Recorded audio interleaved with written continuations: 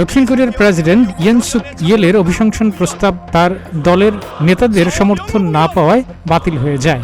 তবে অভিশংসন থেকে রক্ষা পেলেও তার দলের নেতারাই এখন ইয়েলের পদত্যাগ চাইছেন। শনিবার 7 ডিসেম্বর দক্ষিণ কোরিয়ার আইনসভা 300 সদস্যের ন্যাশনাল অ্যাসেম্বলিতে ইয়েলের অপসারণের দাবিতে অভিশংসন ভোট অনুষ্ঠিত হয়। ওই ভোটে প্রয়োজনীয় 200 ভোট না পড়ায় প্রস্তাবটি বাতিল হয়ে যায়।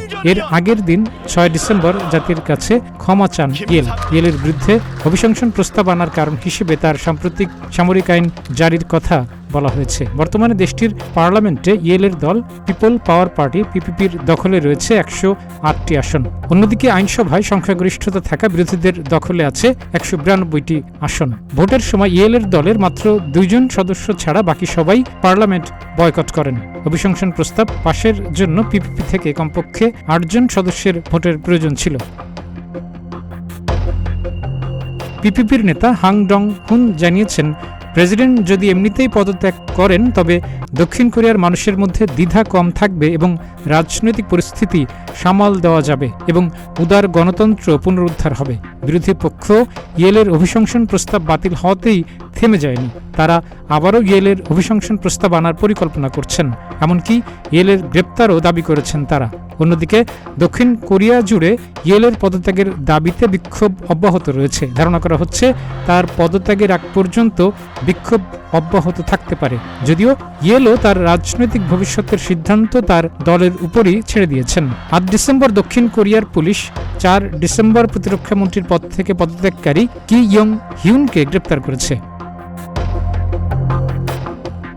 উত্তর কোরিয়ার সামরিক তৎপরতার কারণে গত 3 ডিসেম্বর রাতে দক্ষিণ কোরিয়ায় সামরিক আইন জারির ঘোষণা দেন প্রেসিডেন্ট ইয়ুন। এতে দেশটিতে শুরু হয় রাজনৈতিক উত্তেজনা।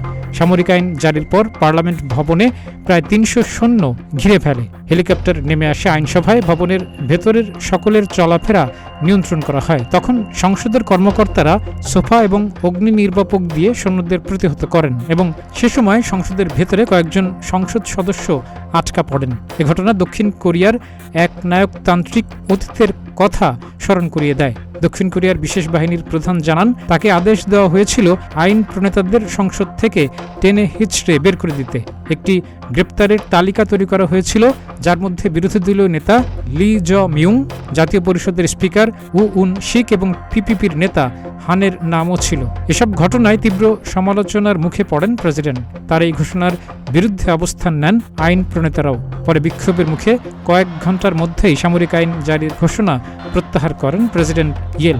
এরপর তার বিরুদ্ধে দেশটির পার্লামেন্টে অভিশংসন ভোটের প্রস্তাব জমা পড়ে। দক্ষিণ কোরিয়ার 13তম প্রেসিডেন্ট হিসেবে 5 বছরের জন্য 2022 সালের 10 মে ক্ষমতা গ্রহণ করেন ইয়েল। কাজী এমদাদ, প্রতিদিনের বাংলাদেশ।